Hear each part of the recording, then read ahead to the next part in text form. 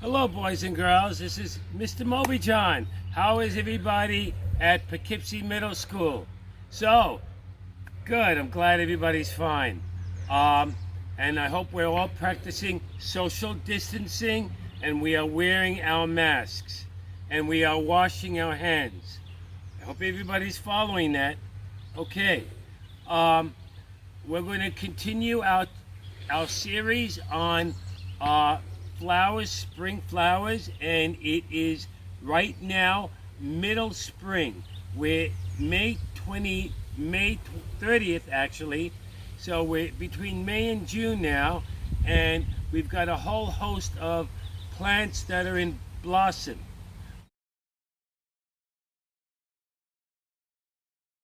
We begin with this shrub. It's a shrub because it doesn't get more than about 8 to 10 feet tall, and as you can see, this shrub has lace-capped flowers and they're white, and if you look at the leaves, they are simple leaves, okay, and they are opposite. They are opposite, not alternate. In other words, on the stem you have one leaf, and opposite the other leaf is another leaf, okay? This shrub is called a viburnum. Okay, viburnums flower around late May and June, and they put on a great show. They often don't last that long, maybe about a week to 2 weeks, and that's it. Most plants, flowering shrubs and trees of the Northeast, flower only from 1 week to 2 weeks. And it ends. It is all dependent on how cool the season is. If we have a cool spring, the flowers last a lot longer. If the spring is very hot, the flowers soon fade. So again, this is a viburnum.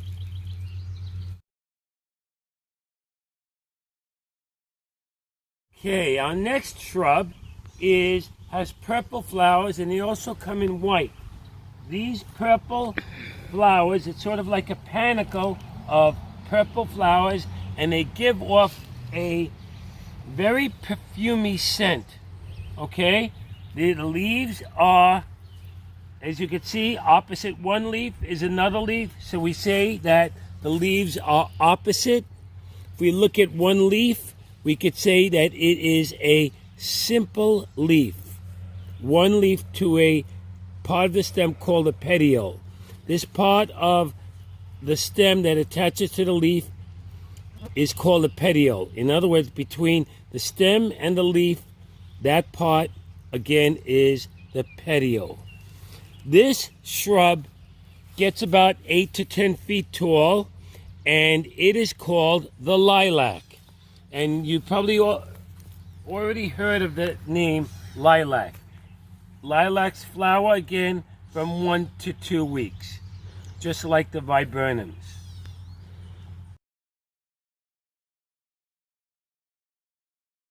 Our third plant is a herbaceous. It's an annual, and it's got, let's see, 1, 2, 3, 4 petals to a flower. This is called the common name is called a rocket. And the rockets come in purple and white. They are originally from Europe, but they are naturalized in the Northeast now. What do I mean by naturalized? They've escaped and they now grow in the wild. And they do very well on their own without any care at all. So again, these are called rockets, and the leaves, as you can see, the leaves along the stem are not opposite anymore. They are alternate. And this is an annual. An annual is a plant that dies at the end of the year and comes back the next year.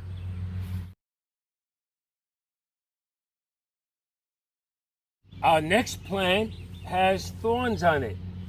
Very, very tiny thorns. This is the Rugosa rose. You find these a lot growing in the Northeast. and you also find them on the beaches and shorelines because they are able to tolerate ocean conditions. They have woody stems, and they have a leaf that is called compound. A compound leaf has leaflets on its leaf. Okay, so the leaf is broken down into smaller parts called leaflets, and there are usually 2, 4, 5 leaflets to a leaf. So this is our compound leaf. And Rugosa roses usually have this color to them, a purple color.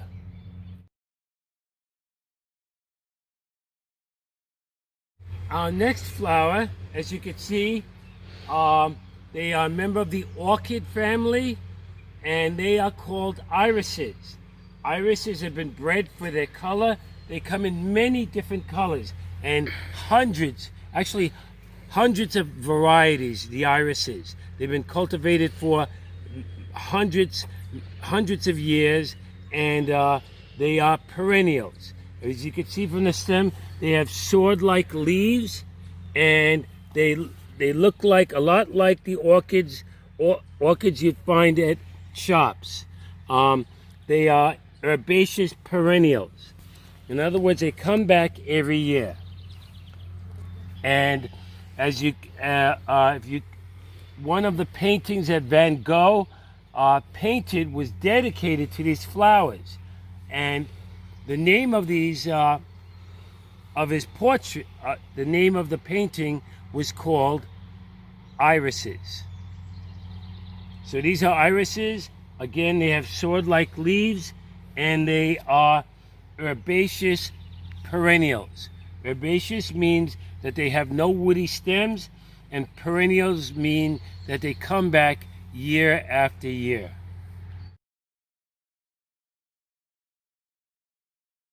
Our next type of plant is called the celandine. The celandine is an annual, and it is fairly aggressive, meaning that although it's not invasive, it tends to grow all over the place. It's got, if you look at the leaves, they have sort of rounded curves to them, and they have compound leaves.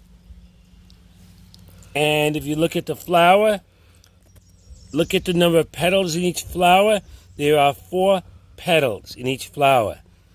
And the seed capsules are borne on these long stems, and they have these pods to them. And that's called a celandine. And again, this is an annual that is aggressive. In other words, it tends to grow all over the place. Many different places.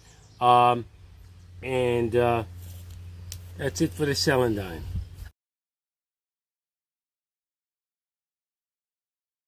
Our next plant comes from Asia, and it's been bred for, again, hundreds of years. This is called the peony, Peony. It has woody stems. Usually there are many species that are herbaceous, but this has woody stems, and the leaves are compound leaves. Not one simple leaf, but one leaf that's broken down into leaflets, and that's what we call a compound leaf. It's got many petals, and it is a tree peony. It's aptly called a tree peony because of its woody stems. Although it does not grow like a tree, it often stays as a shrub. So here we have the peony, and this is named the tree peony because of its woody stems. We have a whole bunch of plants. They are irises, and they have been naturalized here to some extent, and these irises happen to be invasive. As you can see, the whole shoreline of the pond is surrounded by these type of irises, and they only have a yellow color to them. These irises are called yellow flag, and they originated from Europe, and they were brought over, and they do outcompete the native irises, and because of that, they are invasive. So unfortunately, although they are very pretty, they do outcompete many other plants, and therefore are invasive, and I don't advise you planting them. I happen to plant them again because of my ignorance. I did not know that they were invasive plants, but this is an artificial pond, and I put these irises in here, and so far they're doing very, very well. But again, unfortunately, they do outcompete many other plants, and so we have it. They're very hard to eliminate too because of that. So we look really closely, we could see the orchid-like features of the iris. It is a member of the orchid family, and it's got the same sword-like leaves as the domesticated irises, but it's very aggressive. So aggressive that we've called these type of irises an invasive plant. Our next type of plant, as you can see, it's got covered with white flowers around now. This is called the honeysuckle. And this again is from Asia, an Asian variety. It is also an invasive. They tend to outcompete many other native shrubs, and because of that, they're invasive. To identify these type of plants, these type of shrubs, you can see that the leaves are simple and they are one alongside the other. We call that opposite again. So they have opposite simple leaves, and they have white flowers. They're covered with white flowers. Unfortunately, they do outcompete many other shrubs of the Northeast.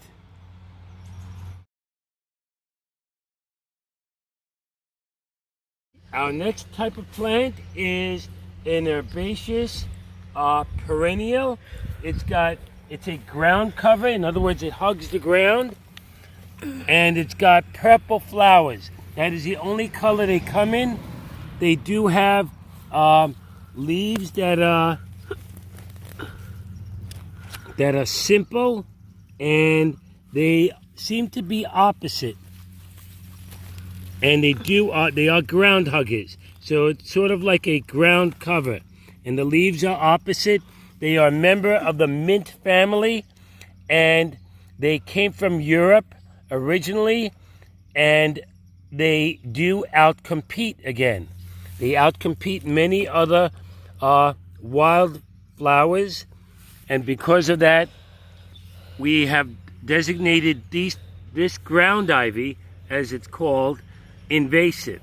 So again, this is another invasive species of plant that was brought over hundreds of years ago, and it does outcompete other native plants. It does have purple flowers, and the leaves are opposite.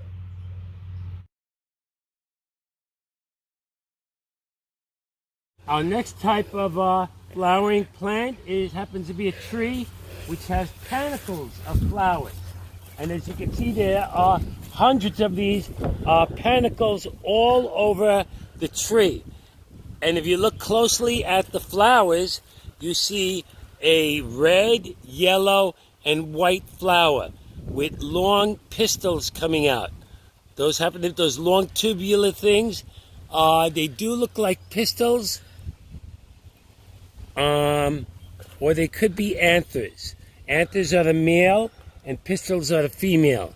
So I would guess that they more look like I'm not sure if they're anthers or pistils. But anyway, this has what kind of leaf?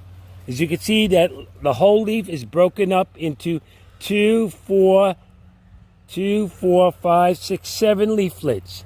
All the leaves, all the whole leaves are broken up into 7 leaflets. 2, 4, 6, 7. 2, 4, 6, 7. So whenever you see a tree like this, it is called the horse chestnut.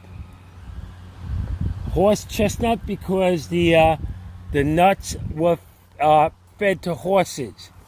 This tree happens to be, the seeds happen to be poison to humans, so we don't use the nuts of this tree as a staple. But again, this tree came from Europe again.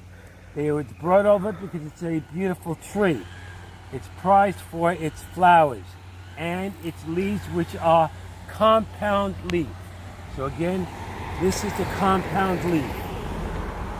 Compound leaf is broken up into smaller leaflets.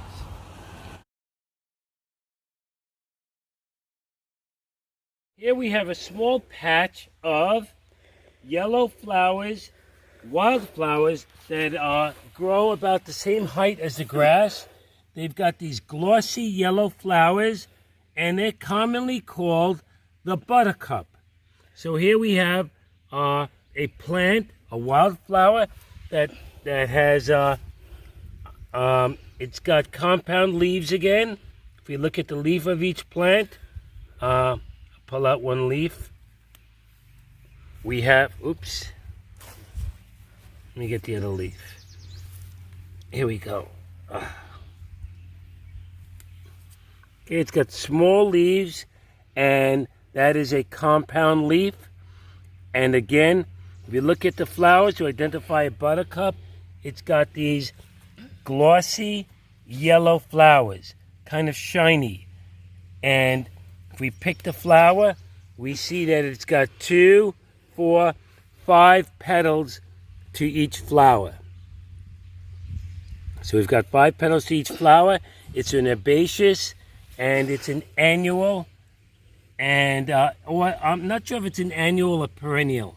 I have to look it up, but they are again called buttercups.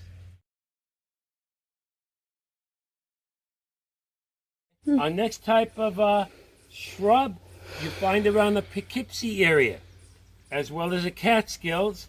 They are domesticated plants. They have been bred for their color, and they grow here very well, and they are evergreen. You look closely, the leaves are simple leaves, and they don't look like they're opposite anymore. You look that they are alternate. One leaf and then alternates with another leaf. This variety's got purple flowers, and you could see the pistils and the anthers standing out of each flower. This is called the rhododendron. Rhododendron is a woody plant, and it is a shrub. This type of rhododendron originated, I believe, from the Middle East. That's where they originated from. And were brought here, and they were selected for their color. So they've been bred for hundreds of years again, the rhododendron. Our other plant is, again, a plant that's grown as it's been grown for its color. It is a geranium. So the geraniums they can be perennials down south, but up north they are treated as annuals. In other words, they die during the winter because it's just too cold. But down south, you can grow them year round. You look at the leaves; they are one simple leaf, and along the stem, the leaves seem to be alternate. So the leaves are alternate along the stem, and It's got red, it comes in red, it comes in purple, and they are called geraniums. Our last plant, if you look closely, the leaves are glossy. They don't grow very tall. The plant, it is a ground cover, and it has got, if you look at the leaves on the stem, is it opposite or alternate? Well, opposite one leaf is another leaf. So we say that the leaves are opposite. It comes in, has purple flowers, 5 petals to a flower. This is called the Vinca minor. Vinca minor, commonly called the periwinkle. They also call it the periwinkle. This is not native to the area, and it is fairly aggressive. It grows in the shade, fairly aggressive. Because of that, some scientists say, or horticulturists, deem this type of plant an invasive because it does displace a lot of other, it does outcompete many other ground-hugging plants.